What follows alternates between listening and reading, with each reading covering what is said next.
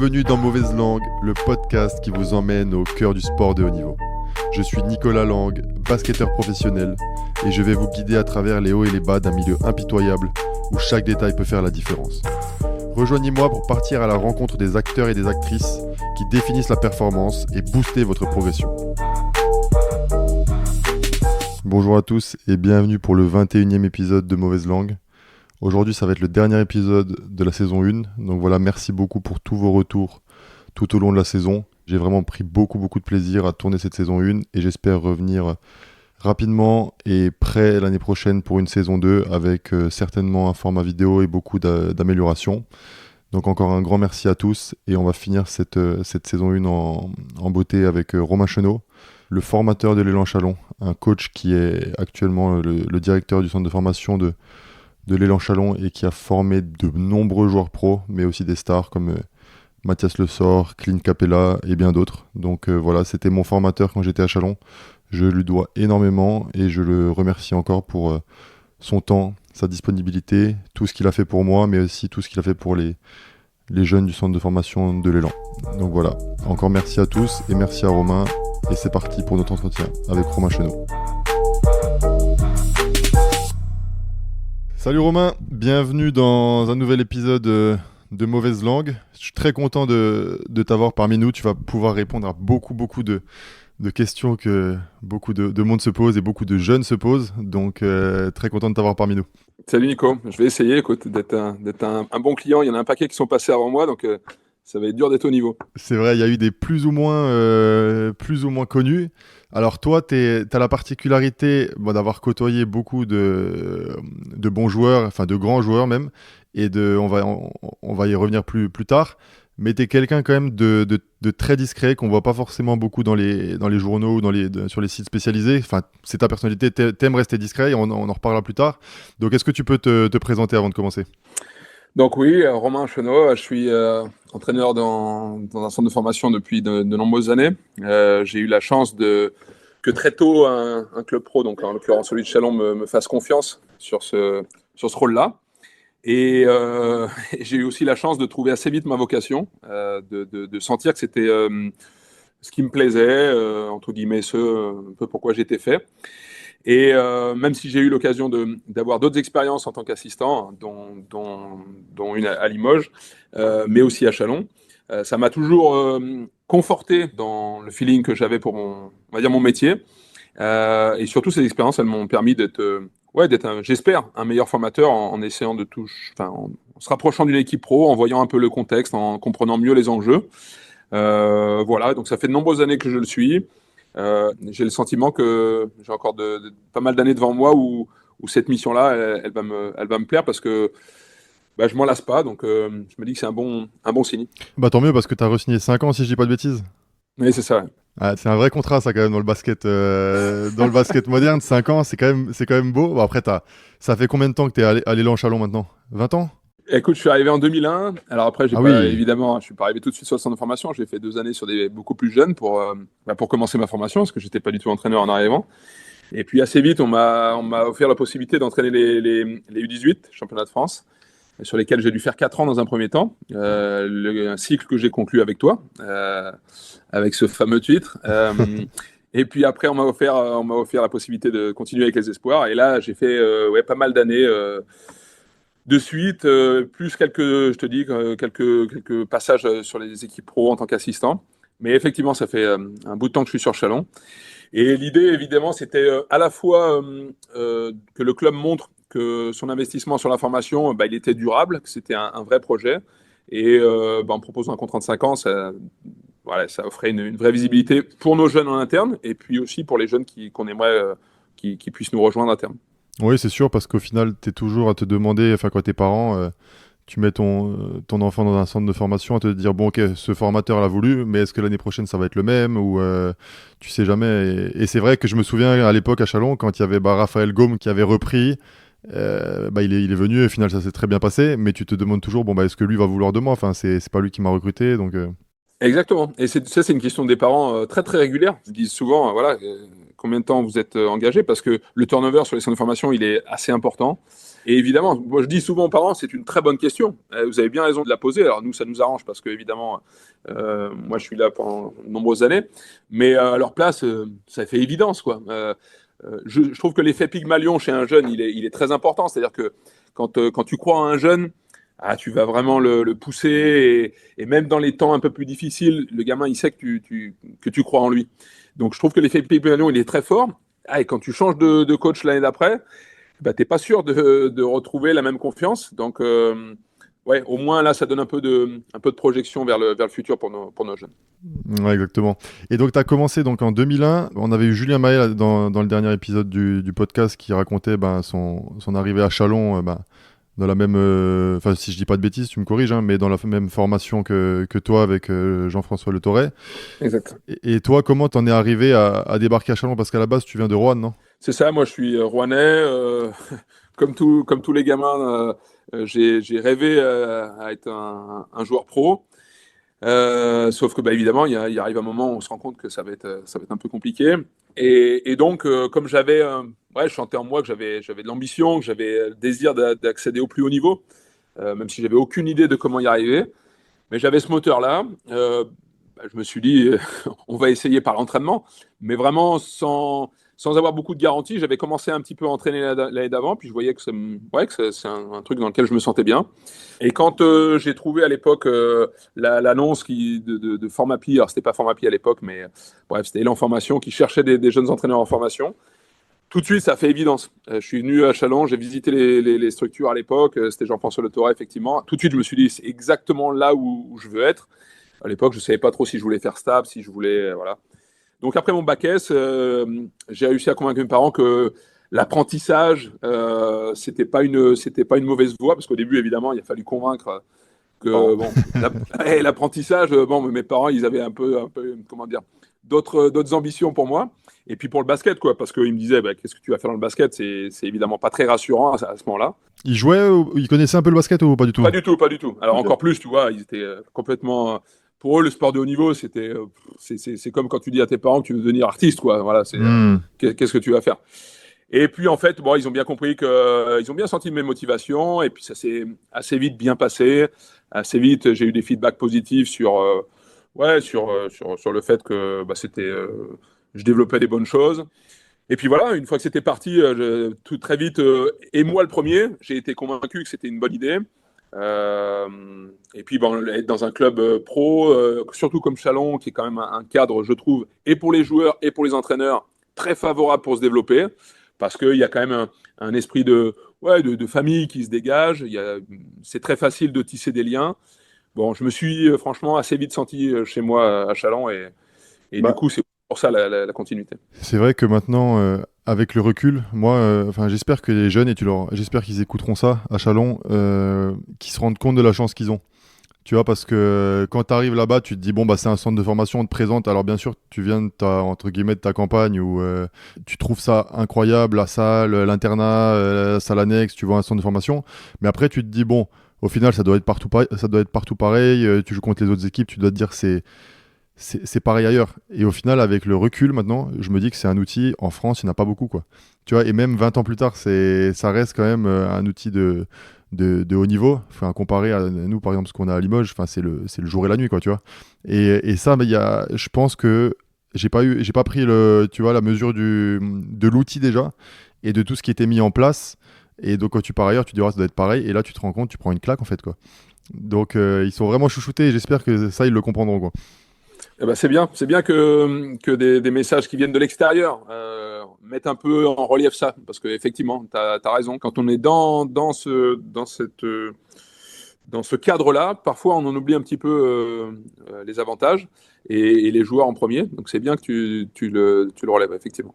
Bon, c'était pas une pub pour les Lanchalons non plus, mais au final, tu as pris les U18 France, donc des jeunes donc, qui ont entre 15 et 18 ans. T'avais quel âge à ce moment-là? T'étais très jeune, non? Alors moi je suis 83, donc effectivement en 2003 j'ai eu les U18 pour la première année, donc j'avais 20 ans quoi, 21 exactement parce que je suis né en janvier. Comment tu vis cette transition vers quand même un groupe où bah, ils ont quasiment ton âge. Enfin, à cette époque-là, enfin, à cet âge-là, 2-3 ans, ça reste quand même important. Mais t'as pas non plus 35 ans, quoi. Donc, comment toi, tu l'as vécu quand on t'a proposé ce poste-là? De manière un peu inconsciente, c'est-à-dire que j'ai pas beaucoup réfléchi. Et donc, je me suis dit, bah, s'ils me proposent, c'est qu'ils pensent que je suis capable. Mais moi, je manquais énormément de recul, quoi. 21 ans, et j'avais d'autant plus enfin, j'aurais dû avoir d'autant plus de questionnements que, sur le plan technique, bah, j'avais pas de parcours de haut niveau, donc, ok, en 2 ans de formation, tu acquiers beaucoup de choses, mais t'es quand même, enfin, pour moi aujourd'hui, je me dis, je vais certainement pas être haut niveau pour coacher des U18 championnat de France. Et puis alors après, dans l'expérience et dans la relation humaine, bon, bah, voilà, j'étais vraiment un gamin. Alors sur le coup, je te dis, ça m'a pas inquiété du tout, et ça m'a d'autant pas inquiété que à l'époque, je sentais que autour de moi, j'avais plein de gens qui allaient m'accompagner. Ok, C'est-à-dire que tu vois, j'aurais été tout seul sur une équipe, bon, peut-être que je me serais affolé un peu plus. Là, à l'époque, c'était Vincent Lavandier, le coach espoir. On avait Monsieur Collin, qui était à ce moment-là encore directeur du lycée et en plus directeur du centre de formation, enfin proviseur du lycée et directeur du centre de formation. Et je me disais, bon, j'ai quand même 2 personnes solides autour de moi. Et quand bien même j'aurais des difficultés, bon, j'aurais quelqu'un pour m'accompagner. Et dernier élément, sur le plan technique, là, pour le coup pur, bon, à l'époque, c'était Grégor Beugnot, le coach. C'est lui qui m'en avait parlé le premier de ce poste-là. Bon, dans mon parcours, Greg Beugnot, il a été fondamental. Donc, je me disais, bon, au pire, il y a le coach pro. Et il me l'avait dit d'ailleurs, il m'avait dit, t'inquiète pas, je te protégerai vis-à-vis surtout de l'environnement. Il m'avait dit, au début, tu vas certainement avoir des difficultés, mais je te protégerai. Si j'ai fait ce choix-là, si on a fait ce choix-là sur le plan technique, c'est qu'on pense que tu es capable. Et je te protégerai. Et donc, du coup, si tu veux, ça m'a quand même donné beaucoup de confiance et de me dire, bon, ça va aller, quoi.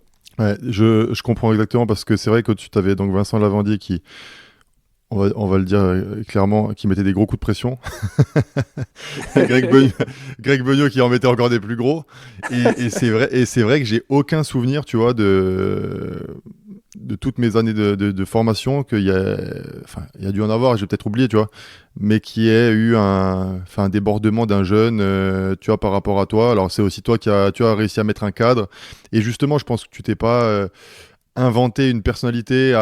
T'es pas comme eux, donc t'as pas essayé de faire comme eux parce que je pense que ça aurait sonné faux. Et je pense que pour un gamin de 18 ans, se faire gueuler dessus par un coach qui a 20 ans et tu te dis, bon, attends, t'as juste 2 ans de plus que moi. T'es pas non plus Greg Beugnot, mais c'est vrai qu'avoir ces gens-là autour, bah tu te dis bon, je peux jamais vraiment faire n'importe quoi parce que sinon il y a les gars au-dessus qui vont m'allumer quoi. Et ça c'était vraiment très bien fait quoi. Ouais, exactement. Franchement, ça m'a donné. Et comme tu l'as dit, allez, limite, le seul truc, c'est que j'ai juste essayé d'être le plus moi-même possible. J'avais souvent entendu ce conseil-là que pour être un bon coach, il fallait d'abord être soi-même. Bien entendu qu'il y a des codes à adopter, évidemment, il y a des méthodes de management, ça va de soi. Mais que déjà, pour que dans la relation à l'autre, ça se passe bien, il faut déjà qu'il sente que tu es authentique, quoi. Et ça, j'ai eu la chance de le comprendre assez tôt. Et comment dire, il y a bien entendu des moments où tu continues à chercher un peu ton style et tout ça. Mais au début, en tous les cas, je me suis dit, bon, bah, soyons il faut que je sois le plus moi-même possible. Voilà, avec mes qualités, mes défauts. Bien entendu que des fois, on m'a reproché ceci, cela dans le management, tout ça. Ça va de soi. Parce que on est des êtres imparfaits, ça va de soi. Et que, du coup, évidemment, des fois, même en étant moi-même, bah, il y avait des limites à être comme ça. Mais au fil du temps, bah, j'ai essayé de prendre en compte ces remarques-là et de m'ajuster un petit peu sans être, comme tu le disais tout à l'heure, sans être quelqu'un d'autre, quoi. Hmm. Et il y avait une anecdote, je sais pas si je l'avais déjà raconté, mais avec les autres, quand on venait dans ton bureau, il y avait une paire de Converse. Et il y avait une paire de Converse. Et en fait, nous, on savait pas vraiment ton âge. Et, et quand on regardait la paire de Converse, une fois, je me souviens, t'avais dit, ça c'était les vraies chaussures, c'était la bonne époque. Et donc, nous, on se demandait, mais attends, mais Romain, il a quel âge en fait? Donc, à aucun moment, on pensait que t'étais aussi jeune, tu vois. Mais on m'a aussi, et ça, je pense que ça m'a servi, alors que c'était pas du tout volontaire. Je pense que j'ai souvent eu l'air plus vieux que je n'étais, au moins dans l'approche en tous les cas. Et j'ai souvent côtoyé d'ailleurs des gens plus âgés que moi. Et je pense que dans cette position précise, sur le plan professionnel, ça m'a un peu aidé parce que ça mettait une forme de distance sans que j'ai trop à en jouer ou que voilà. C'était Ouais, assez c'est vrai. naturel d'être un peu old school, quoi. Non, c'est vrai, exactement. Et quand tu as repris les espoirs après, avec Manu Pinda est passé sur les U18, et que Manu Pinda, je sais qu'il écoute le podcast, donc ça va le faire marrer aussi, et qu'il mettait du gros booba dans la voiture. On se disait, c'est vraiment deux styles, deux ambiances. Romain, en fait, il a 70 ans, il a connu Larry Bird, et Manu, il écoute booba, quoi. Donc c'était. Et pourtant, on est de la même année. Ouais, tu vois, donc ça faisait le bon contraste, tu vois. Mais aucun moment on savait exactement quel âge t'avais, tu vois. Donc c'était ça qui était marrant. Et je crois que ça m'arrangeait un peu de jouer un peu là-dessus, de jouer sur le fait que Ouais, bon, ils je pense, savent pas et c'est tant mieux. je pense bien. Est-ce qu'à ce moment-là de ta carrière, t'étais déterminé enfin déterminé, c'est un grand mot, mais est-ce que si tu te disais, je vais passer le reste de ma carrière à former des jeunes, ou bon bah c'est le début, la prochaine étape, est-ce que c'est pas de passer coach pro et voir, comme tu disais, t'avais de l'ambition. Est-ce que l'ambition c'était pas d'aller plus haut et de coacher des pros? Non, effectivement, je sentais vraiment cette ambition en moi et je saurais même pas l'expliquer. Je saurais même pas te dire pourquoi ce moteur-là. Est-ce que, oui, ce que je te dis, c'est ouais, l'attirance pour le haut niveau. Est-ce que c'est, je sais pas, est-ce que c'était, comme tu disais tout à l'heure, tu disais sortir de ma campagne, moi aussi, je viens de la campagne, c'était un moyen de, je sais pas, de m'extirper de ce milieu-là, que je renie pas du tout, mais en tous les cas, bref, je saurais pas le dire, mais par contre, je sais que pendant les 2 premières années à Chalon, par exemple, là, quand j'avais pas encore les U18, je sais que j'ai passé ouais, des heures et des heures sur le plan technique à devenir plus fort, quoi, à essayer vraiment Ok, d'ingurgiter des masses de choses. Donc, je sentais en moi que j'avais vraiment ce désir très fort. Pour autant, j'avais vraiment les idées pas claires du tout sur vers quelle direction aller vers le haut niveau. Hmm. J'avais vraiment pas de plan de carrière pour le coup. Déjà parce que ça me paraissait un peu casse-gueule, parce que d'où je venais, tout ça, je me disais, ben, d'où tu vas avoir un plan de carrière, c'est peut-être un moyen de se planter, tout ça. Donc il y avait un peu d'appréhension par rapport à ça. Et puis surtout, j'allais voir un peu les entraînements de tout le monde, je voyais les entraînements des pros, je voyais les entraînements des espoirs, tout me plaisait, mais bon voilà, j'avais pas les idées très au clair. Et c'est seulement quand effectivement j'ai commencé à entraîner sur le centre de formation, où ça pour le coup, ça faisait assez évidence que moi je me régalais à faire ça. Mais en même temps, il y avait quand même toujours l'idée de ouais, mais peut-être que tu as envie d'aller coacher un jour ou te rapprocher d'une équipe pro et ainsi de suite. Et c'est pour ça, mes expériences d'assistant, elles ont souvent été guidées par ça. Au-delà de me développer encore sur le plan technique, au-delà de côtoyer des grands coachs pour être meilleur technicien, il y avait aussi le dire, OK, je vais m'en rapprocher, je vais voir comment ça se passe là-haut, et est-ce que je vais avoir envie d'y aller. Et en fait, chaque expérience a été super intéressante sur plein de plans. Mais par contre, je les ai toutes conclues en me disant, OK, c'est vraiment dans le secteur de la formation où je m'épanouis le plus, quoi. Donc Ouais, pour le coup, ça a pris du temps. ouais. Et d'ailleurs, on me l'a reproché à une époque. Je entendais souvent autour de moi, ah ben en fait, tu manques d'ambition, quoi. T'as pas envie d'aller coacher des seniors ou voilà. Et en fait, je disais, non, je sais pas que je manque d'ambition. Moi, mon ambition, c'est d'être le meilleur responsable de centre de formation en Ouais. France, voire même un jour peut-être de m'exporter. Mais non, c'est un métier différent. Donc, moi, mon métier, c'est celui-ci, quoi. Ouais, exactement. Et moi, je sais qu'à Limoges, quand tu étais assistant, il y avait des fois où ben, on sentait que t'étais pas enfin, tu faisais ton boulot, tu étais très pro, mais c'était pas ce qui te passionnait. Et tu vois, l'entraînement terminé, et bah, t'allais prendre un jeune et t'allais travailler avec lui, mais vraiment, tu sais, on voyait que ta personnalité, elle changeait et que t'étais nouveau, bon, épanoui. Et alors que c'était un jeune, peut-être typiquement lambda, qui devait faire un entraînement avec les pros, c'était pas un prospect, rien. Et là, je regardais les autres et je disais, tu vois, Romain, là, il est nouveau heureux et j'aurais été prêt à parier que tu allais vite rebasculer vers la formation. Mais c'est vrai que c'est fou à quel point, quand tu es un peu bien quelque part, c'est vite assimilé comme un manque d'ambition, comme si le fait de toujours vouloir plus, plus, plus, plus, plus, et bah ça faisait quelqu'un de toi, tu vois, de plus respectable, quoi. Alors qu'au final, pas du tout, quoi. Ouais, exactement. Et puis, tu vois, je trouve que justement, c'est une magnifique ambition que d'être voilà, le meilleur dans mon métier. Tu vois, mon ambition, c'est Mm. ça, c'est d'être le meilleur dans mon métier. Et tout à l'heure, tu l'évoquais. Oui, je suis quelqu'un d'assez discret. J'ai pas besoin de, comment dire, ce qui me nourrit, c'est pas tellement pour le coup les lumières extérieures. Par contre, moi, de me sentir progresser, de me sentir très fort dans ce que je fais, ouais, ça me donne beaucoup d'énergie, quoi.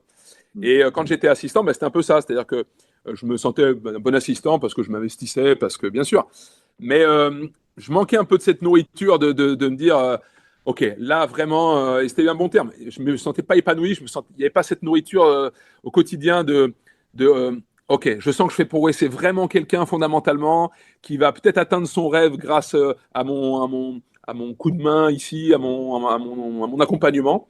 Et avec les pros, j'avais moins ça. Je voyais que je pouvais aider, je pouvais contribuer d'une manière ou d'une autre, c'est sûr. Mais voilà, et pourtant, Beaublanc ou même le Colisée, quand voilà, les soirs de match, c'est sûr, c'est magnifique. Et ben voilà, là j'ai vu encore des beaux matchs cette année en play-off avec une ambiance de fou. Bah, je suis content d'être à ma place. Par contre, quand Yanis Tonnelier il rentre là en play-off et qu'il fait 5 très très bonnes minutes contre Villeurbanne ici, là pour le coup, oui, voilà, là je suis pleinement heureux là. Il n'y a, y a pas de meilleur moment que ça.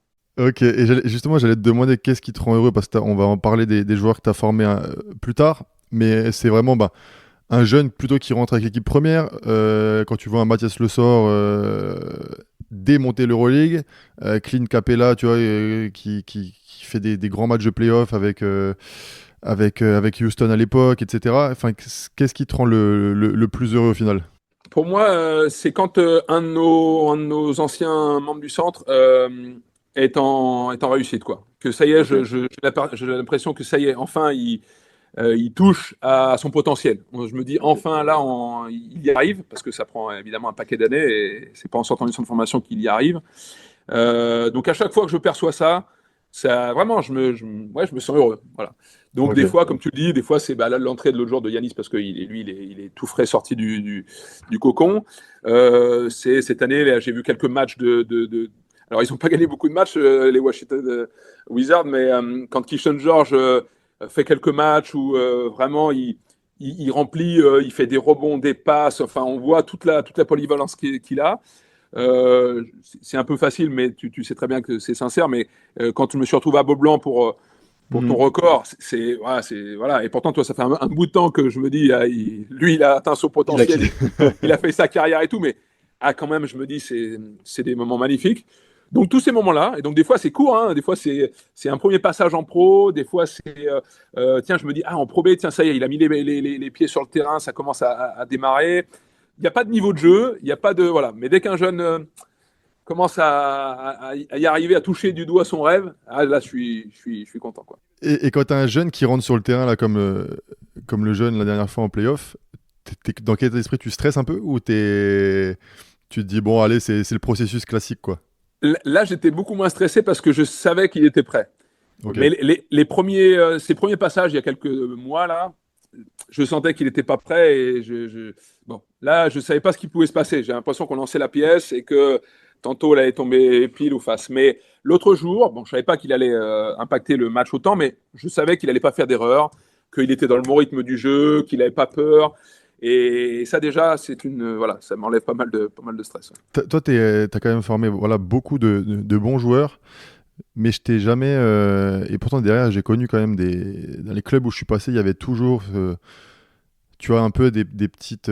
Pas guéguerres, mais tu vois, les jeunes vont dire, ah, ils jouent pas assez, il faut qu'ils jouent en pro, les pros les trouvent pas assez prêts. Toi, pour le coup, t'as jamais vraiment. Et pourtant, Greg Beugnot mettait enfin, des vrais coups de pression quand même.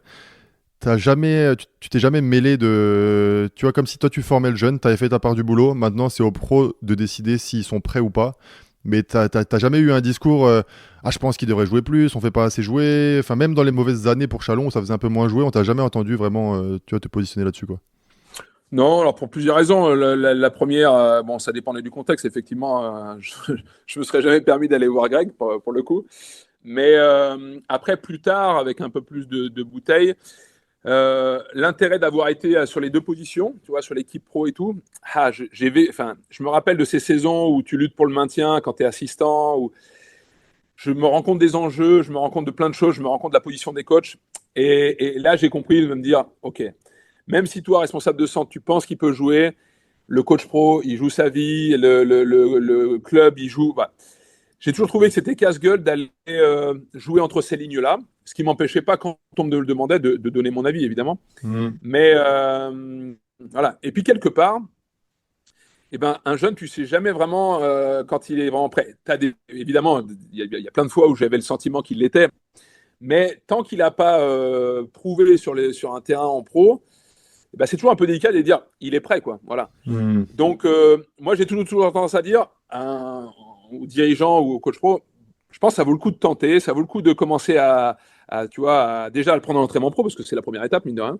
Et Mhm. ça, l'avantage, c'est que les dernières années, en tous les cas à Chalon ici, là, on m'a vraiment sollicité. C'est-à-dire que ce soit Savo, quand je suis revenu, là, Savo Vucevic, Elric après, vraiment, ils m'ont consulté en disant, bon, qui tu penses qui peut s'entraîner avec les pros et on pouvait même changer je sais pas, d'une semaine à l'autre en disant, voilà, je suis pas, celui-ci ne mérite pas, on peut, voilà. Là, ils ont été super à l'écoute. Après, les mettre sur le terrain, pour moi, ça appartient au coach. Et bon, là, en l'occurrence, dans la dynamique dans laquelle on est, avec Eric, c'est super intéressant parce que bah, il tente et il donne des possibilités aux gamins d'y aller. Donc ça, c'est une bonne situation pour nous en tant que centre. Ok. Et on va passer à la partie plus qui va intéresser un peu les jeunes. Tu vois, maintenant sur mes camps de basket, ça fait quelques années que ça me marque un peu. Il y a les parents, les jeunes, qui en gros, ils me disent où est-ce qu'on s'inscrit pour aller en centre de formation, comme si tu t'inscrivais à un camp de basket ou un centre aéré, tu vois. Comment tu... Enfin, moi, j'essaie de répondre en disant bon, que c'est pas aussi simple, etc. Mais c'est vrai qu'au final, maintenant, tu veux que ton enfant il aille dans un centre où lui veut y aller. C'est quoi un peu le processus concrètement? Parce que nous, à notre époque, enfin, on n'avait jamais entendu parler de centre de formation. Si on venait te chercher, c'était bien. Mais c'était pas le truc sur lequel, bon, bah, tu jouais pas au basket pour ça non plus, quoi. Oui, bien sûr. Alors, il y a plusieurs voies. Hein. On le voit en plus sincèrement, le contexte actuel fait que j'ai l'impression que même dans le basket de jeunes, presque, ça se globalise, quoi. J'exagère un peu en disant ça se mondialise, mais pas bien loin. C'est-à-dire que, bon, c'est un autre sujet, mais avec les départs en NCAA, bah, le recrutement, il est quasiment permanent. C'est-à-dire qu'il faut quasiment avoir l'œil ouvert tout le temps. Avant, tu sais, c'était des périodes assez clés. Maintenant, c'est comme en pro presque. Voilà, tout est possible. Il y a beaucoup de mobilité entre les centres de formation. Bon, voilà. Pour moi, c'est pas une très bonne évolution, mais comme c'est une évolution sur laquelle j'ai pas la main, et je m'y adapte et puis voilà, c'est tout.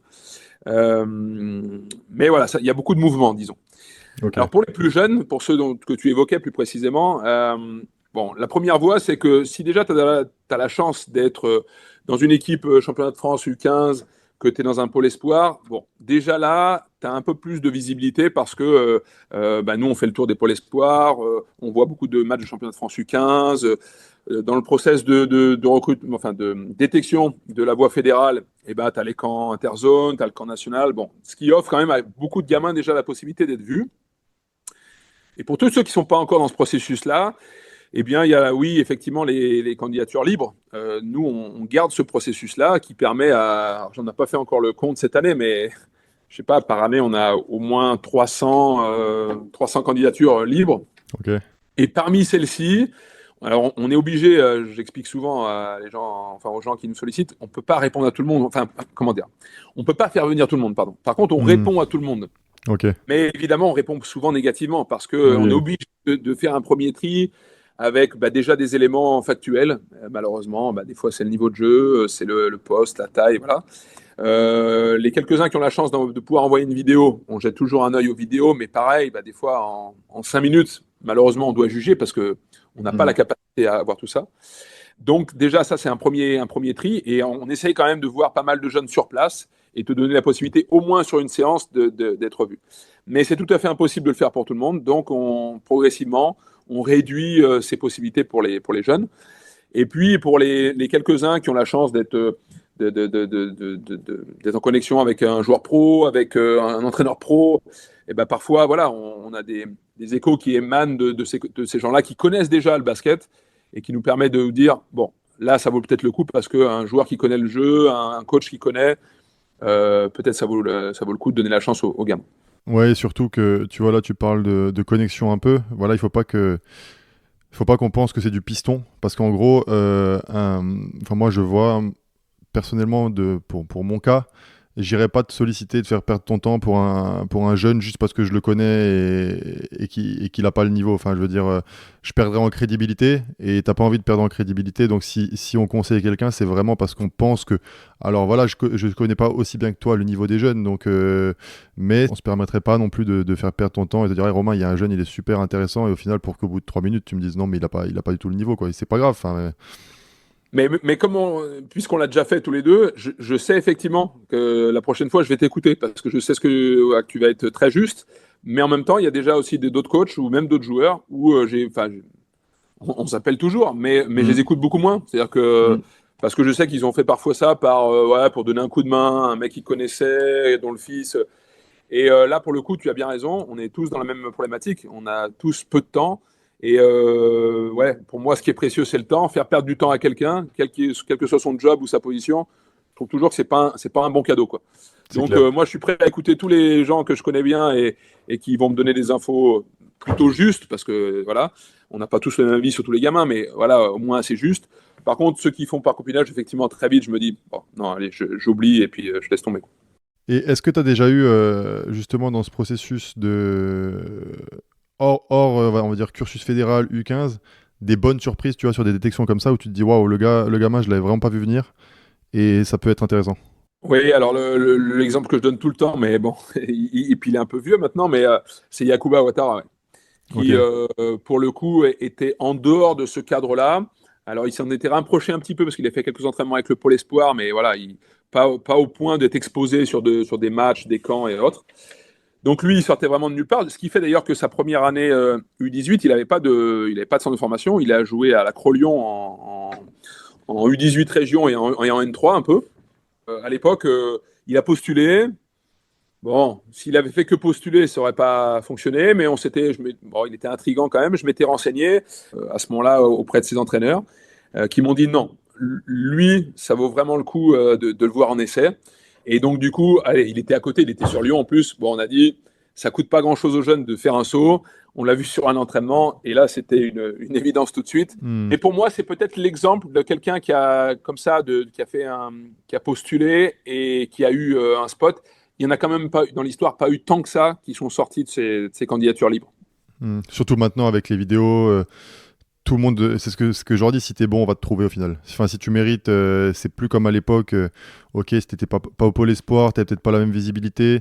Et maintenant, n'importe quel match j'allais dire de quartier, entre guillemets, va être filmé. Et si t'es bon, on te trouvera. Donc, il vaut mieux se concentrer sur le fait simplement de progresser plutôt que voilà, chercher à faire des vidéos ou des montages, on va dire, quoi. Et d'ailleurs, pour le fait de parler de scouter, on va dire, entre guillemets, et de chercher assez large, tu as souvent eu un attrait pour le basket suisse. Chalon, en général, a récupéré des joueurs suisses qui sont souvent devenus très bons. Donc, Tabos Folosha était le premier, Clint Capella derrière, Kishan George derrière. Qu'est-ce qui, pour toi, fait que Chalon et toi, vous êtes allés vers ce basket-là, alors qu'on va pas se mentir, le basket suisse, à la base, c'est pas non plus la Serbie ou les USA, quoi. Bien sûr.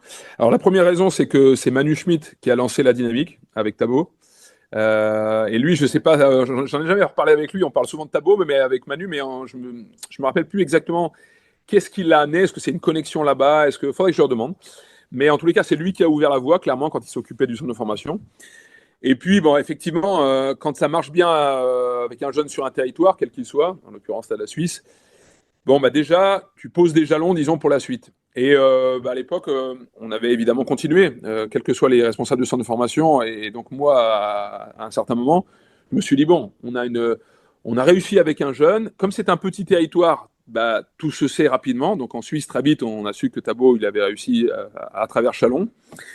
Bah, on a dit, on va emboîter le pas, quoi. Et donc, j'ai essayé de garder, on va dire, vivace cette bonne relation avec la Suisse et de voir régulièrement des jeunes qui en sont issus. Et comme malheureusement, même si c'est en train de se structurer et qu'il y a un vrai désir de la Fédé suisse de faire avancer les choses, mais il y a encore un gros décalage d'infrastructures entre la Suisse et la France. Et naturellement, on était très attractifs. Donc l'antériorité, le côté attractif des centres de formation français vis-à-vis de la Suisse, et puis la proximité aussi géographique, fait que bah oui, on a eu la chance ensuite d'embrayer à tel point que maintenant, entre guillemets, effectivement, l'image est bien installée parce que les trois Suisses qui ont été draftés en NBA, ils l'ont été en passant par le centre de formation de Chalon, et que du coup, effectivement, on a une image qui est très positive là-bas, un réseau du coup effectivement qui s'est établi au fil du temps. Donc, on aurait tort de ne pas continuer les bonnes relations qu'on a avec eux, d'autant plus que de plus en plus, il y a des jeunes Suisses intéressants. Donc en plus, c'est un basket qui est en train de grandir. Le territoire bouge pas, mais de plus en plus, il y a des gamins qui s'investissent fort dans le basket. Et on en a encore un dans la structure que je trouve très intéressant. On en a un qui vient d'arriver, enfin, qui va intégrer la structure l'année prochaine, que je trouve très intéressant.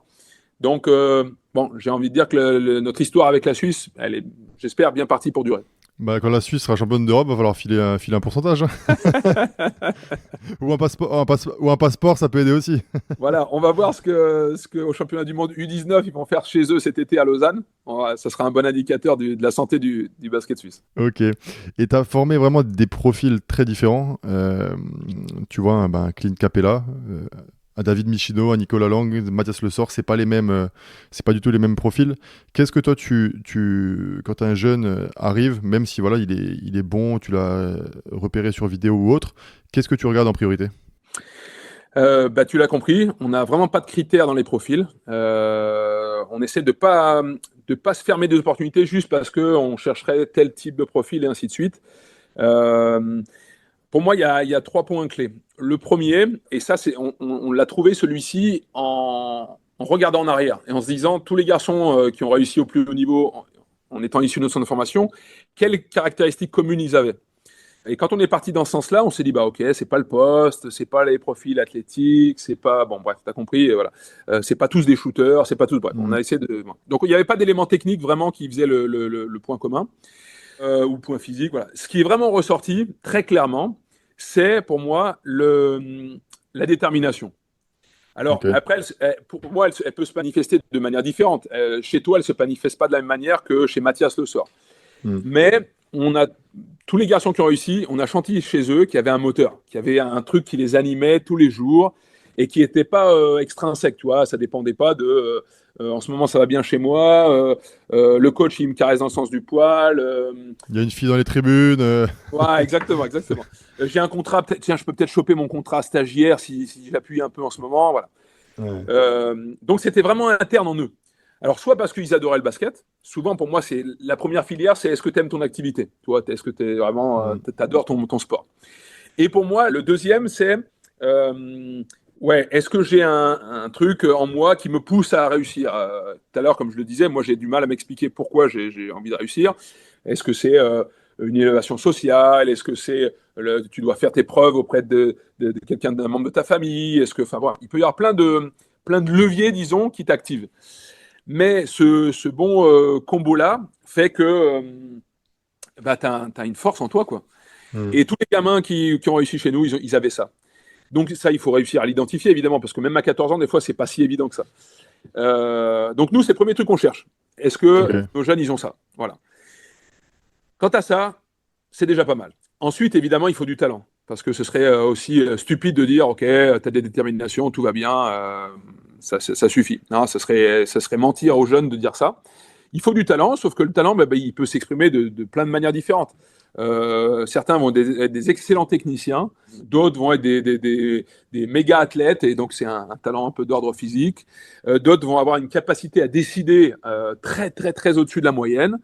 Bref, il faut qu'il y ait, je dirais quand même, au moins 2 de ces talents qui s'expriment, quoi. Voilà. Ok. Et donc, tout ça réuni fait que, ouais, moi, je commence vraiment à m'intéresser aux gamins. Et puis, le dernier, pour que ça marche à Chalon, il faut aussi que sur le plan de la personnalité, sur le plan éducatif, on soit pas loin du compte non plus. C'est-à-dire que par contrainte scolaire et aussi par exigence de notre part, euh, on veut des garçons sur le plan éducatif qui sont déjà à un certain niveau. Voilà. Et je vous avez bien compris, t'as bien compris, pas seulement sur le plan scolaire, mais Mhm. aussi sur le plan éducatif général. On veut des garçons qui puissent fonctionner à Chalon. Oui, il faut pas forcément qu'ils aient 18 de moyenne et bac avec mention très bien, mais comment ça pose pas de problème et que ils peuvent aller en classe et suivre et surtout que tu l'as pas dit mais les horaires sont aménagés. Tu passes le bac en 4 ans, enfin tu as tout qui est fait. Si à Chalon t'arrives pas à suivre scolairement, c'est qu'il y a un gros souci quand même. Et tu as eu des soucis des fois où tu as dû virer quelqu'un parce que justement ça tenait pas de ce côté-là? Oui, oui, on l'a fait. Alors, pas souvent, mais parce qu'on essaie évidemment déjà de bien se renseigner à l'entrée pour éviter les mauvaises surprises plus tard. Mais c'est arrivé effectivement 2 ou 3 fois dans l'histoire où ouais, on a dit, bah non, sur le plan scolaire, et quand ça n'a pas marché, c'est au début, on prenait un petit pari, quoi. Et OK. on a dit aux jeunes, OK, on t'offre une opportunité, ça va pas être simple sur le plan scolaire. Soit tu t'investis pour surmonter ces difficultés et ça passera, soit non. Certains, ça a très bien marché. Je reprends l'exemple de Yacouba parce que c'était aussi son cas. Il avait, entre guillemets, déconné un peu au niveau du collège. Par contre, il a vécu des années de lycée super parce que ouais, dans sa tête, ça y est, il a enclenché la dynamique globale. et il s'est investi sur le plan scolaire. Mais même récemment, la saison dernière, on a dû séparer d'un garçon parce qu'il avait cette opportunité, il ne l'a pas saisie, et donc on n'a pas pu aller plus loin. Et là, vous, c'est quoi le ratio? Ce que tu vois, je dis toujours à des jeunes, t'es pas assez bon pour pouvoir te permettre, au niveau du comportement, de pas être au top du top, tu vois. D'arriver en retard, de mal parler. Je dis toujours, et je le dis parce qu'il le ferait pas, mais j'ai dit Victor Wembanyama, s'il se comportait mal, il serait quand même numéro 1 de draft, quoi, tu vois. Mais toi, en fait, non, quoi. Donc il faut être parfait. Et les parents aussi, c'est ce qu'ils comprennent pas des fois. Tu vois, en tant que parents, ils sont là à mettre leur nez partout et ils se rendent pas compte que ça fait plus de mal sur la crédibilité globale du jeune, alors qu'il a des fois rien demandé, que simplement rester à sa place, rester calme, dire bonjour, au revoir, et c'est tout, quoi. Est-ce que quand tu checkes un peu le background du jeune, tu regardes aussi un peu la cellule familiale? Oui, souvent quand on fait venir les jeunes en détection, on invite fortement les parents à venir avec lui. Parce que ça nous permet évidemment d'avoir une vraie rencontre et pas juste voilà, des relations, on va dire, un peu, entre guillemets, un peu commerciales. Parce que évidemment, nous, on veut vendre notre structure, eux, ils veulent, entre guillemets, veulent vendre leur fils. Bon, on sait que c'est assez vite faussé.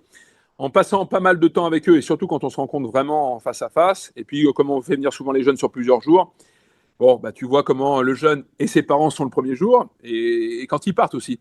Parce que quand ils partent, bah, des fois, enfin, très rarement, tu as une position ferme et définitive. Souvent, tu fais attendre. Et tu vois justement dans cette position d'attente comment peuvent être les parents et le jeune. Et je trouve que ce sont souvent des bons indicateurs sur comment peut se passer la relation avec ces parents-là. Et puis, comment on fait pour les jeunes? On prend aussi beaucoup d'informations sur les parents. C'est-à-dire que auprès des responsables de Pôle Espoir, auprès des coachs, auprès de toutes les connexions qu'on peut avoir à l'intérieur d'un club ou d'une structure, on prend des infos parce que les jeunes qui nous rejoignent, ils ont quand même 14 ans. Donc, même s'ils rentrent dans l'adolescence, le poids des parents, il va quand même être important. Et si on sent qu'on a des parents qui ne sont pas alignés avec les valeurs de notre centre de formation, Ouais, j'ai l'impression c'est que sur la vrai, durée, ouais. ça ne marchera pas. Parce que nous, on va dire blanc, et peut-être les parents, quand ils auront le jeune au téléphone le soir, ils vont dire noir. Et très vite, on peut se retrouver dans une situation où, quand tu n'es pas aligné au quotidien, tu perds beaucoup, beaucoup de temps, tu en fais perdre beaucoup aux jeunes. Et à un moment, tu tapes le mur en disant, mais comment ça se fait? Ça n'a pas marché notre projet.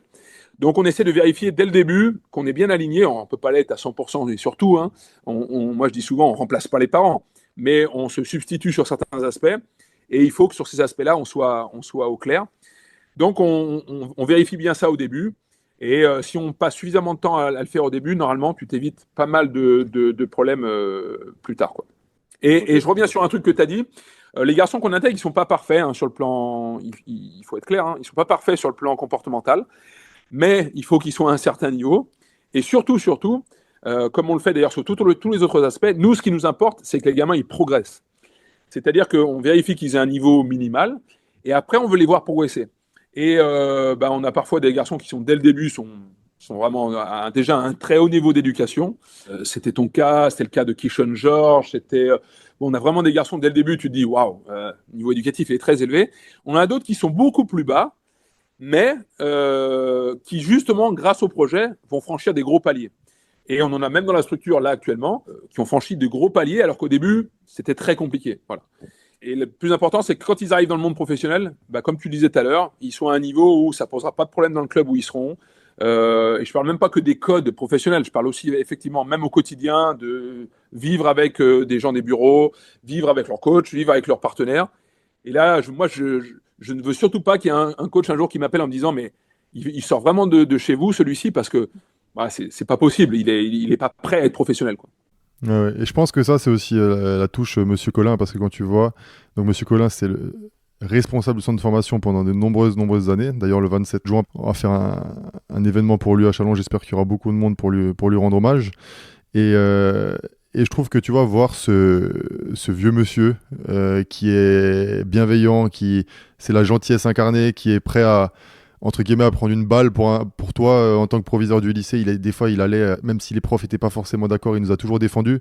Alors des fois, il était peut-être pas forcément super objectif non plus, mais t'as pas envie de le décevoir, tu vois. Et même les jeunes, comme tu disais, qui au niveau de l'éducation, c'est un peu, j'ai l'impression qu'ils vite, ils se disent, attends, mais le gars, il est vraiment prêt à me défendre coûte que coûte, mais j'ai pas non plus envie d'en profiter et de le mettre en porte-à-faux non plus, quoi. Tu as raison, il a été vraiment le garant pendant toutes ces années, et donc ça fait un bout de temps qu'il est là. Bon, déjà, quand tu es 34 ans proviseur du même lycée, c'est que normalement, sur le plan éducatif, tu es solide, quoi. Et alors après, quand il a prolongé son action sur le centre de formation, pour moi, il a toujours été le garant alors, vis-à-vis des joueurs, vis-à-vis des familles, mais aussi vis-à-vis des dirigeants, justement de cette dimension éducative. Parce que la tentation d'un club pro, des fois, ça pourrait être de dire, bon, l'école, c'est bien, mais nous, notre modèle économique, c'est quand même qu'on a des joueurs pros qui émergent, quoi. Et lui, il a toujours été le garde-fou vis-à-vis de ça. Et il a été lui-même, mais il a aussi, comment dire, infusé, tu vois, au niveau des responsables du centre de formation. Tous ceux que j'ai côtoyés, et donc moi, après, quand j'ai pris le relais, je vois bien à quel point on ne fait pas de compromis sur le plan éducatif. Et tu vois, on n'a pas de... Oui, vois, cette petite période où tu dis, ah, il est quand même vraiment bon, quoi, le mec. On pourrait peut-être quand même prendre ce risque parce qu'il est vraiment très bon, quoi. et tu as la tentation, tu vois, tu as la tentation de te dire, allez, quand même, tout ça. Et ben non, je trouve qu'on sait garder le cap par rapport à ça. Et M. Collin, tu vois, va passer le relais à Antonin Fagerman, qui est beaucoup plus jeune, hein, qui a 27 ans. Et ben lui, il a la même fibre. Alors, il l'a naturellement, de par qui il est, mais aussi, je trouve, M. Collin a passé le relais. Et je sais qu'en tous les cas, moi, je m'y engage là auprès de M. Collin, pour le coup. Moi, tant que je serai responsable du centre de formation à Chalon, on gardera ce cap-là. Même si de temps en temps, on a l'impression que oui, ça fait perdre un peu de temps à un gamin parce qu'on lui casse les pieds sur le plan scolaire, parce qu'il va pas s'entraîner avec les pros, parce qu'il a pas été en cours ce matin. Pour moi, on perd du temps là, à l'instant T, mais sur le long terme, on gagne du temps. Donc, il faut garder ce cap-là. Et bah, ça crée au final même une culture de travail. Je veux dire, même dans le basket, ça reste quand même très utile. C'est quoi pour toi la clé, voilà, maintenant plutôt au niveau de l'entraînement, de la charge. Voilà, on sait quand tu es jeune, tu as le lycée. En plus, maintenant, avec la pression sociale, un peu, les ados, tout évolue, on va dire. Tu as de plus en plus de personnes qui te regardent. Les réseaux sociaux, le lycée, les entraînements avec les pros. C'est une charge de travail quand même très importante pour quelqu'un de 15 ans. Enfin, moi, je me souviens, ma première année au centre, je savais plus comment je m'appelais, quoi. Rien que la pré-saison, tu te dis, attends, t'as juste envie d'appeler tes parents et te dire, hey, moi, je reviens, les mecs. De toute façon, je vais pas y arriver. De toute façon, ils sont trop bons. Laissez-moi rentrer, quoi. Et c'est quoi, pour toi, un peu la clé pour gérer un peu cette charge, pour que le jeune, il continue à progresser, pas non plus en faire quelqu'un de soft en passant la pommade tout le temps, mais trouver le juste milieu, quoi. Oui, effectivement, ça c'est un exercice délicat, je trouve, et qu'il faut adapter un peu en fonction de chacun des gamins, même si tu peux pas voilà, tout adapter. On fait en sorte de vraiment individualiser, en particulier la charge que tu évoquais, parce que bah, déjà c'est propre à chacun. Comme tu le disais, il y a des gamins qui sortent de Pôle Espoir, qui ont déjà une certaine habitude de l'internat, de l'entraînement bi-quotidien. Enfin, tu vois, bon, déjà, eux, parfois, ça accélère un peu le processus d'adaptation. Mais il y en a d'autres qui sortent de cadres tout à fait différents. Toi, tu étais un exemple, mais il y en a plein d'autres chaque année qu'on va récupérer, qui n'ont pas du tout vécu ça. Et donc ça, il faut évidemment pouvoir s'adapter à ça. Alors, on a plusieurs outils. Bon, déjà, le premier, c'est tout con, mais c'est quand même l'expérience. C'est-à-dire que l'intérêt d'être sur un poste longtemps, c'est que on a vu passer pas mal de générations et du coup, ça permet quand même d'anticiper pas mal de choses et puis d'avoir comment dire, le radar un peu à certains gamins où tu sens que là, bon, la charge est trop forte. Donc ça, c'est la première chose, l'expérience. La deuxième, c'est, on a la chance maintenant, c'était pas le cas avant, hein, pas du tout à ton époque, mais d'avoir deux préparateurs physiques. Alors, il y en a un qui est à plein temps sur le centre de formation et Guillaume qui est préparateur physique des pros, mais qui continue à s'investir sur le centre de formation. Donc, on a des gens qui suivent la charge avec les processus RPE, avec on vient de contracter avec des GPS, donc on va pouvoir suivre pas tous les jeunes du centre, mais quelques-uns, pour déjà être précis par rapport à ça. Et puis, Okay. ce qu'on n'évalue pas grâce à ces outils-là, c'est la charge externe, c'est-à-dire, comme tu le disais, l'école, la charge un peu sociale, comme tu le disais, et elle est quand même plus importante qu'avant. C'est-à-dire que souvent, j'exagère, mais il y a de ton époque, bon, en gros, quand tu sortais de l'entraînement, bon, il faut que tu fasses tes devoirs, c'est d'une vraie charge, j'y reviendrai après. Mais après, bah, le temps, tu le passais avec tes Coéquipier, ouais. coéquipiers de centre de formation. Ah, tu avais déjà un téléphone, mais voilà, éventuellement, tu appelais tes parents avec, mais tu n'allais pas y passer des heures, quoi. Mm. Nous, dès que le gars il sort de l'entraînement, bah, il ouvre son téléphone et là, il a plein de choses à traiter, quoi. On peut en penser ce qu'on veut, que c'est plus ou moins utile, plus ou moins Mais c'est la intéressant, vérité. mais c'est la vérité. Mm. Et puis, tu ne peux pas te battre contre ça. Nous, on arrive à aménager des temps de déconnexion pour les repas, pour certains temps de cohésion, et ainsi de suite. Mais vouloir que nos jeunes se déconnectent, on ne va pas lutter contre le monde entier, quoi. Donc, ça, il faut essayer de l'évaluer. Et on essaie de faire en sorte que leur charge globale, ils aient quand même des temps de ce qu'on appelle, nous, de respiration. C'est-à-dire que des moments où il n'y a pas tout ça. Alors, on est obligé un peu de les imposer ces temps de respiration parce que sinon, d'eux-mêmes, ils n'arrivent pas à le faire. Donc cette année, par exemple, c'est tout con, mais on a organisé des jeux de société, on a fait alors c'est Antonin qui gère très très bien ça, mais on a organisé des sorties, on a été au théâtre à Chalon, alors on n'a pas fait une grande œuvre, on n'a pas fait un classique, mais on a fait Oui, ça permet de voir autre chose, l'humoriste quoi. Fary l'année dernière, Bref, on essaie voilà, des moments où ils pensent à toute autre chose que les aspects qu'on vient d'évoquer, mais où ils sont un peu contraints parce qu'à un moment, ils ont besoin aussi quelque part, ils manquent un peu parfois de maturité, de lucidité pour se dire, en fait, j'ai besoin voilà, de faire autre chose, quoi. Sans qu'on sacrifie évidemment le projet numéro un qui est quand même leur projet basket. Ça va de soi, comme tu disais, on veut pas en faire il faut qu'ils comprennent qu'ils sont pas des gens lambda, des gens qui ont une vie normale et que ça, il faut bien s'y adapter quand même, quoi. Oui, c'est des années où au final, si tu veux un peu réussir, alors je sais pas comment ça se passe, mais moi à l'époque, sur ces années-là, il n'y a pas de sortie, quoi. Tu vois, alors, je vais pas balancer certains qui ont pris le bus pour aller en boîte de nuit. Mais moi, On les connaît maintenant. On les connaît. Ils sont démasqués.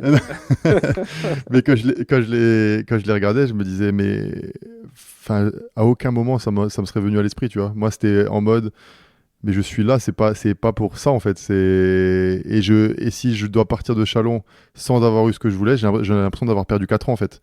Tu vois. Quand tu parlais de motivation, alors t'en penses ce que tu veux de ma motivation à moi en fait. Mais quand il y avait un autre qui jouait à Call of Duty sur l'ordi, enfin c'était pas ça, mais et je me disais bon bah je vais une heure et demie avant à l'entraînement et qu'il vient pas, moi je le prenais pour un fou en fait. Je me disais mais attends, t'es venu à Chalon-sur-Saône pour jouer à l'ordinateur. Enfin on est dans un internat, c'est cool, mais c'est pas non plus le paradis quoi. Tu vois, moi je serais mieux rester chez moi hein, si c'était pas pour faire du basket. Tu vois. Bien sûr, parce que le Call of Duty, tu peux le faire à la maison sans avoir besoin de toute cette infrastructure-là. Alors, moi, j'aurais tendance à être aussi, comment dire, aussi rigide que toi. C'est-à-dire que avec le temps, je me suis un peu, quand je dis assoupli, voilà, mais j'essaie de ne pas être trop. Tout ce que je sais, c'est que quand je tombe sur un gamin qui est comme ça, je fonce sur lui. Voilà. Hmm. Parce que pour moi, quand je dis comme ça, comme toi, ton profil, c'est-à-dire que pour moi, ce gars-là, il va jamais échouer. C'est-à-dire que il a une telle détermination que je ne sais pas jusqu'où il va aller parce que voilà, on en a même dans la structure. Je ne sais pas s'ils vont atteindre le plus haut niveau, mais au moins, le gars, il va aller au sommet de son potentiel. Moi, tous les jours, j'aurai eu du plaisir à l'entraîner parce que, évidemment, lui, il te donne tellement d'énergie que tu vas lui en donner tout autant. Alors que le gars, qu'il faut aller chercher tous les jours, qu'il faut mettre un tour de manivelle pour l'animer au début de l'entraînement, bon, Ouais, c'est compliqué. voilà, il t'en coûte de l'énergie et au-delà de t'en coûter, tu finis par te dire est-ce qu'il a vraiment ce qu'il faut pour y arriver, lui? Donc, tu finis par ne plus trop croire en lui, quoi. Et là, c'est un chemin un peu dangereux parce que quand tu commences à plus croire en lui, et tout à l'heure, je parlais de l'effet Pygmalion, mais l'inverse, l'effet Golem, fait qu'à un moment, quand tu crois plus en un gamin, C'est compliqué.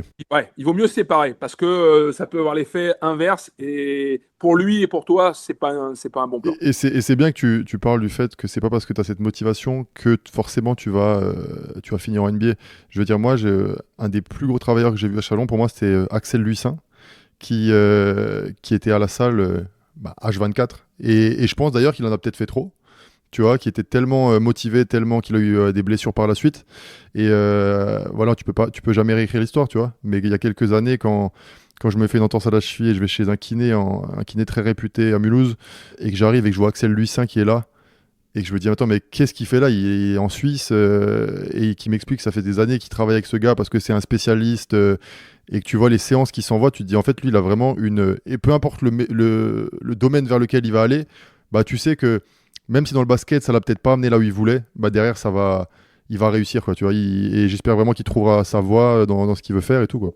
Ouais, parce que ça, tu vas le transférer. Tu vois, j'ai pas de doute que si tu as inscrit ça au fond de toi-même dans ta carrière de joueur, quel que soit le niveau et la durée de ta carrière, mais derrière, tu t'es construit des outils pour réussir dans n'importe quel business, pour moi. Parce que tu sais en gros comment t'y prendre. Donc, c'est pour ça que moi, j'aime bien ces profils-là, parce que je me dis, il devient pro, c'est formidable, parfait, on a réussi notre projet final. Et il ne le devient pas, je sais qu'on va le croiser dans 5 ou 10 ans, et le gars aura réussi dans un autre secteur. Et Hmm. donc, ça valorisera notre centre de formation. Lui, il sera dans une voie, entre guillemets, royale sur le plan professionnel. Et donc, voilà, c'est pour ça que, entre guillemets, je fonce sur ces profils-là, mais ils ne sont pas si communs. C'est pour ça que je dis que quand j'en vois un, je perçois ça, je fonce. Ils ne sont pas si communs. Il y a plutôt, entre guillemets, les extrêmes. Je caricature, il y a les branleurs et puis vraiment les gens déterminés. Bon, les branleurs, on ne les prend pas du tout. Les déterminés, on les prend tout de suite. Et puis après, il y a un entre-deux où là, on regroupe quand même pas mal de joueurs avec un curseur qui s'élève plus ou moins, quoi. Ouais. Donc là, il faut évaluer où est le curseur et puis essayer quand même d'accompagner ces gars-là pour que le curseur il s'élève plutôt vers le haut, évidemment, quoi. Hmm. Et est-ce que sur les joueurs que tu as formés, on a parlé de Yakuba qui était passé plutôt par le deuxième chemin, euh, c'est quoi pour toi les plus grosses surprises? Tu vois, moi, quand je vois, j'étais quart de finale Canada, France-Canada, et que j'étais juste derrière le panier, et que je voyais les impacts que Mathias y mettait, j'ai l'impression qu'il jouait contre des enfants, alors que c'était Dylan Brooks et Lou Dort sur le post-up. Et je me revoyais, enfin pour moi, c'est même pas c'est même pas la même personne que ce gamin qui arrivait à 15 ans à Chalon, qui était athlétique, mais tu m'aurais dit que ça allait devenir ça, bah en fait, jamais de la vie, quoi, tu vois. Est-ce que toi, tu voyais déjà des choses comme ça, ou alors c'est vraiment, même toi, ça te choque, quoi?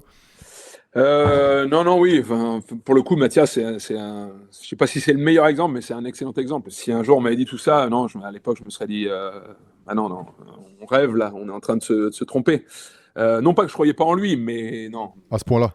Donc heureusement, il y a eu alors parce que ce qu'il faut bien avoir en tête, c'est que quand même pendant un bout de temps à Chalon, on était un centre de formation qui comptait pas entre guillemets. Là, on a réussi avec les années, avec l'historique des joueurs qui sont passés, à s'installer dans le paysage. Mais pendant pas mal d'années, et toi, quand il y arrivé, on était un centre de formation comme un autre entre guillemets.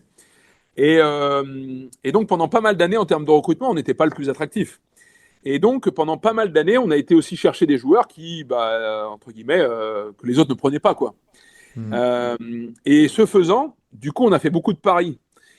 Et en fait, comme on faisait des paris, entre guillemets, j'ai l'impression qu'il y a plein de joueurs qui m'ont étonné dans le sens positif parce que, au départ, comme c'était des paris, on se disait, on verra bien ce que ça va donner, mais on se Hmm. disait pas, ah, ça y est, c'est un joueur qui va être drafté et tout ça. Jamais de la vie, on pensait ça.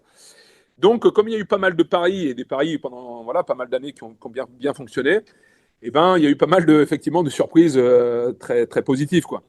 Et c'est pour ça que j'essaie de garder dans la stratégie de recrutement ça en tête. C'est-à-dire que oui, maintenant on est un peu plus attractif, donc que l'on prenne des garçons que tout le monde prendrait, je me dis qu'il faut surtout pas se priver de cet avantage-là. Mais j'essaie de toujours de me dire, garde bien une place pour des garçons que pour l'instant personne ne prend là. Et, euh, et quand ça va marcher, ça sera des excellentes surprises, quoi. Et souvent, Hmm. ces joueurs-là, évidemment, comme ils sont, entre guillemets, pas cotés à 14 ans, à 15 ans, euh, et ce que j'évoquais tout à l'heure en interne, là, cette force de réussir, souvent les plus vivaces qu'un garçon qui, déjà à 15 ans, tout le monde le connaît, et au camp national, tout le monde l'a vu. Il va faire la visite de 6 centres de formation et parmi les meilleurs. Voilà. J'ai l'impression que ça peut fausser un peu l'approche de certains gamins. Et ça, pour moi, c'est important, qu'il y ait toujours cette approche de je dois aller chercher des choses, je dois aller gratter des choses. Voilà. Alors, l'un n'empêche pas l'autre, hein, ça va de soi. Ah bah là, c'est Euh, jackpot. Si voilà. si t'es déjà un prospect à 15 ans et qu'en plus t'as une motivation énorme, bah là, tu vois, c'est toujours pareil. Là, il faut quand même l'accompagner encore, mais t'as une bonne part du boulot qui est faite, quoi. C'est sûr. Tu vois, l'exemple du petit Aaron de Cholet, il n'a pas l'air rassasié, quoi. Alors que, bon, voilà, à l'époque, tout le monde se disait, c'est une évidence, ça va être un très fort joueur. Bon, j'ai l'impression que ça lui suffit pas, lui, Hmm.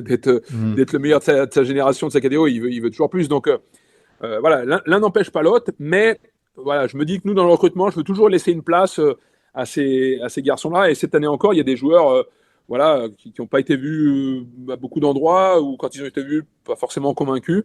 Je ne sais pas si ça va fonctionner, mais je veux qu'on garde cette approche-là.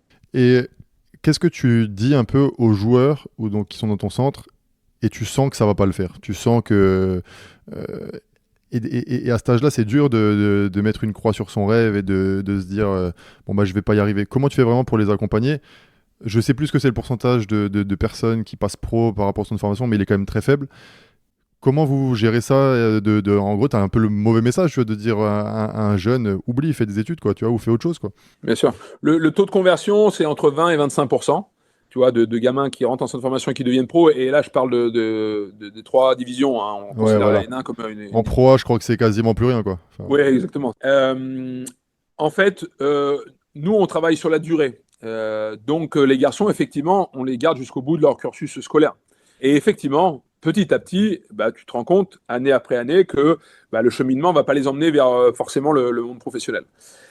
Sincèrement, très rarement, j'ai eu besoin de dire à un joueur la vérité, entre guillemets. Enfin, la réalité. Pas la vérité, mais ok. la réalité. La plupart du temps, au fil des années, bah, le jeune, il se rend compte. Il voit qu'il progresse peut-être un peu moins vite que d'autres, que quand il s'entraîne avec la catégorie du dessus, il est un peu plus en difficulté que d'autres, que éventuellement il s'entraîne avec les pros, c'est un monde d'écart. Voilà. Et donc souvent, ça chemine tout seul, ce qui fait que progressivement, il ajuste ses objectifs avec ça. Et ce qui fait que à 14 ans, quand il arrive, il dit moi je veux être pro à Chalon ou je veux, ou je veux aller en NBA, comme certains nous le disent. Et en fait, 2 ans après, il te dit bon, là maintenant, j'aimerais bien aller chercher un spot en N1. Si j'y arrive pas, allez, je vais aller en N2 pour continuer à faire mes études. Et voilà. J'ai l'impression que ça se fait assez facilement. Et comme je le disais tout à l'heure, comme la plupart des gamins qu'on intègre sur le plan éducatif, non seulement ils ont des ressources et puis ils sont bien accompagnés, si tu veux, ils comprennent quoi. Et progressivement, voilà, ça s'éclaircit pour eux. Voilà. Donc très Oui, rarement, donc j'ai eu besoin de le dire. prendre des jeunes bien éduqués et, voilà, et qui ont un cerveau, ça te permet aussi de t'enlever ce genre de problème à la sortie, quoi. Ça facilite grandement, effectivement. Et tu as parlé avant de tout ce qui est NCA, Neil, on en avait déjà parlé dans le podcast avec Will Yeguet, avec Peja Materic, mon agent, etc. Qu'est-ce que tu en penses un peu de tout ça? Bon, bien sûr, il y a des sommes énormes. Là, tu entends des jeunes partir pour 700 000 euros, 1 million, alors qu'en France, ils auraient touché 50 000. Qu'est-ce que tu en penses de tout ça et à quel point, toi, ça change ton métier? Ça change beaucoup et je me rends compte très récemment, hein, je me rends compte que sur les derniers mois, mais j'y reviendrai peut-être après. Alors ce que j'en pense, c'est que une nouvelle fois, on est face à un phénomène que à l'échelle individuelle, on ne peut pas contrôler. Donc même si j'étais contre, qu'est-ce que je peux faire? Donc une nouvelle fois, moi ce que je peux contrôler, c'est ce qu'on fait à Chalon et donc j'essaie de faire en sorte que le projet que l'on a, le projet qu'on propose, le savoir-faire qu'on a, eh bien, on continue à le valoriser et que les jeunes nous rejoignent et restent avec nous, plus que d'aller à la première offre de n'importe quelle fac américaine nous propose, met sur la table, quoi. Bon, ça c'est ce que j'essaie de faire. Ça me semble un peu dangereux dans la dimension où rompre la continuité dans la formation, c'est un peu casse-gueule. C'est-à-dire que pour moi, si tu es à un endroit où ça se passe bien, où on te développe, où on croit en toi, le fait d'être au même endroit pendant plusieurs années, tu as toute ton énergie disponible pour développer ton projet. Et t'es pas, comme je l'ai vécu par exemple en allant à Limoges, moi, et c'était bien plus tard, j'étais adulte et tout, mais je vois à quel point quand tu changes de structure, tu changes de club, tu changes d'environnement, ça te prend beaucoup d'énergie pour t'adapter. Et là, je ne parle pas que du Mhm. basket, je parle de tout le reste et ainsi de suite. Donc je me dis, quand tu commences à bouger, quand je vois même aux États-Unis les gars qui changent de fac chaque année, je me dis, mais stratégiquement, je ne suis pas sûr que ce soit une bonne idée. Mhm. Alors quand ça se passe mal à un endroit, il n'y a pas de doute, il faut changer. Voilà. Quand ça se passe bien, mais pourquoi tu changes? Voilà, mais si tu es au bon endroit, que tu es dans les bonnes conditions, continue jusqu'à ce que tu atteignes ton bon niveau. Bon, ça c'est mon avis un peu en général. En même temps, je peux comprendre les jeunes, la dimension financière, la dimension attractive de ce championnat. Moi-même, quand j'avais leur âge, je rêvais de NCAA. Je regardais les matchs de NCAA. Pour moi, c'était le Graal. Donc, voilà, je suis parti 5 étés de suite faire des camps où là, j'entraînais, hein, mais à Syracuse, à Seton Hall, bon, c'était le rêve, quoi. Donc, je peux Mhm. comprendre. Il n'y a aucun doute là-dessus. Maintenant, ils sont entourés, ils sont encadrés, ils ont des gens qui peuvent aussi stratégiquement les conseiller. Et voilà, faut prendre la meilleure décision. Après, Ouais. ce que j'en pense pour notre système de formation française, c'est que là, effectivement, on est très en danger, il n'y a aucun doute là-dessus, et qu'il faut vite essayer de trouver des choses qui vont protéger la formation française. On le sait, en Europe, il y a plein de fédérations qui ont utilisé le système universitaire américain comme un moyen de formation. Je dis une bêtise parce que je dis au hasard, hein, mais la Bulgarie, si tu es un jeune Bulgare, je prends tout à fait au hasard, les Bulgares m'en voudront pas, mais si tu es un jeune Bulgare et que tu as 17 ou 18 ans, jusqu'à en U18, ça marche, tu peux te développer dans ton pays. Mais à partir de là, derrière, tu n'as que les seniors et un niveau de jeu qui n'est pas forcément à même de taper Très au haut. plus haut niveau européen, quoi. Donc, aller en NCAA, ça fait complètement sens. Et là, je te dis, il y a plein de fédés qui se disent, bon, nous, on fait notre boulot jusqu'en U18. Après, les meilleurs, ils vont en NCAA. Et après, on les récupère dans nos clubs pro parce que de toute façon, s'ils ne sont pas draftés en NBA, et ça va être la plupart des jeunes Européens qui quittent, ben, ils vont revenir la plupart du temps dans la fédé d'origine, quoi. Mm. Donc, pour une fédé, c'est un bon système. Sauf que nous, en France, on a un système qui marche super bien. On a un réservoir qui est très profond en France. Je me dis, ce serait quand même con de jeter ça à la poubelle, alors qu'on a encore de belles années devant nous, je pense. Donc, pour Mm. moi, il faut juste trouver un moyen qui est d'ordre réglementaire, législatif, même si on sait les contraintes avec la NCAA qui appartient pas à la FIBA et autres, hein.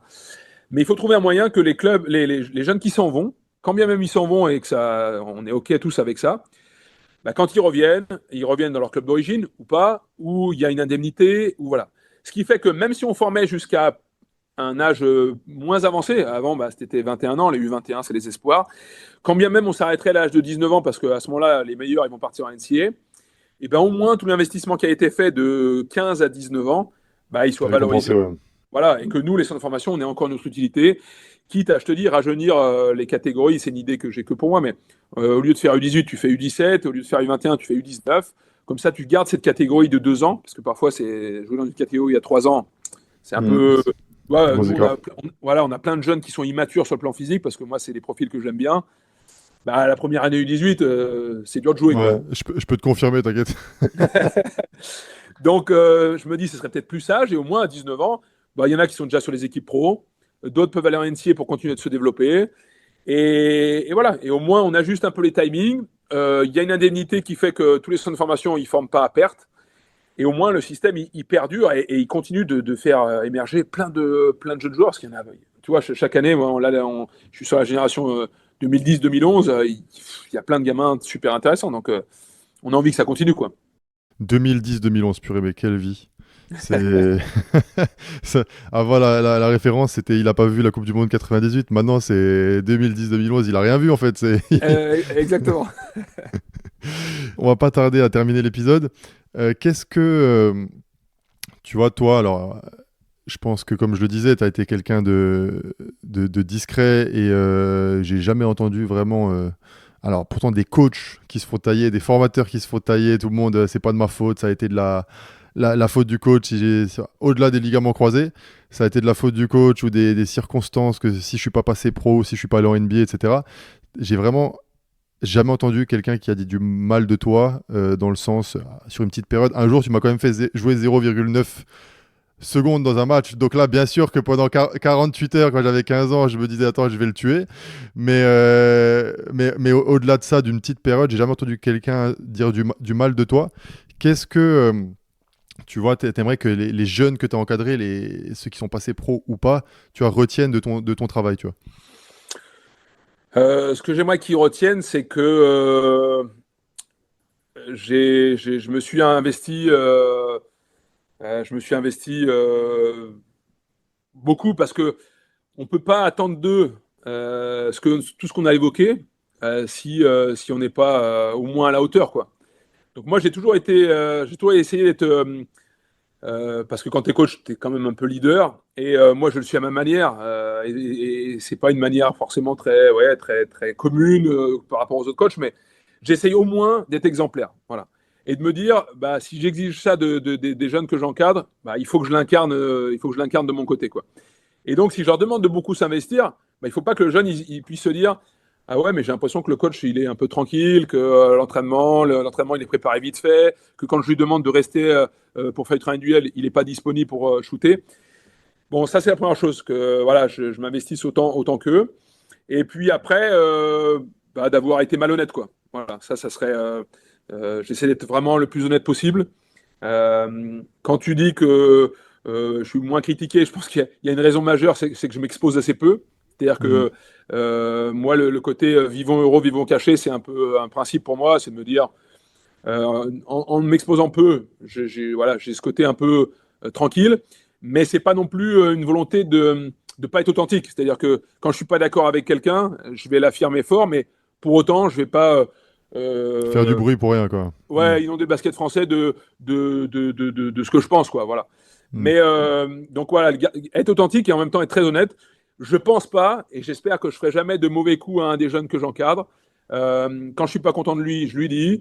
Quand à un moment je me dis que la meilleure solution c'est qu'on se sépare, et Dieu sait que dans ce centre de formation il y a peu de turnover, mais quand ça doit arriver, ça doit arriver. Mais il n'y a pas, voilà. Par exemple, entre coach souvent avant un match, il y a souvent le côté, on parle un peu de nos joueurs, et des fois j'ai des coachs qui en parlent en mal. Bon, je me dis à quoi bon, quoi. Voilà, à quoi bon, voilà. Alors, si le gamin est au clair, que tu viens de lui dire que tu étais très mécontent de son investissement, moi, ça me dérange pas d'aller en parler au coach adverse. Mais si tu dis au coach adverse, bah non, il est nul, voilà, c'est une pipe, voilà. Enfin, moi, c'est tout à fait inutile, c'est contre-productif. Donc voilà, si je devais retenir ça, c'est quelqu'un d'honnête et quelqu'un de très investi. Et déjà ça, je serais content du parcours et de l'image que j'aurais laissée auprès des jeunes. Ok, bon bah super. Merci Romain pour cet épisode. Et je pense que de toute façon, c'est l'image que tu as laissée auprès des jeunes. Et tu vois, je pense que la meilleure preuve, c'est même ceux de notre groupe qui n'ont pas réussi, aiment te revoir, te revoir avec plaisir, boire un coup. Ça fait toujours du bien. Et je pense que c'est la meilleure preuve. Tu vois, de pas forcément regarder ceux qui ont réussi, parce que là, tu aimes toujours ton coach qui t'a fait jouer. Et ceux qui ont moins joué et qui prennent du plaisir comme ça, je pense que c'est la meilleure preuve. Donc voilà, merci beaucoup pour l'épisode. Merci beaucoup pour tout, en tout cas. Et de toute façon, on se voit à Chalon le 27. C'est ce que j'allais dire. Venez nombreux le 27 parce que effectivement là, ça va être un bon moment pour revoir plein d'anciens joueurs du centre. Donc je m'attends effectivement à une belle journée. Exactement. Merci Nico. Allez, à bientôt. Et voilà, c'est la fin de cet épisode. Merci pour votre écoute. N'hésitez pas à aller noter le podcast sur votre plateforme d'écoute préférée. Merci d'avance. Vous pouvez me retrouver sur les réseaux de Lab Basketball pour découvrir tous nos projets. Ce podcast est sponsorisé par Lab Basketball et ses camps de basket, ainsi que tous nos autres projets. Rendez-vous sur nos réseaux sociaux pour en savoir plus. À bientôt!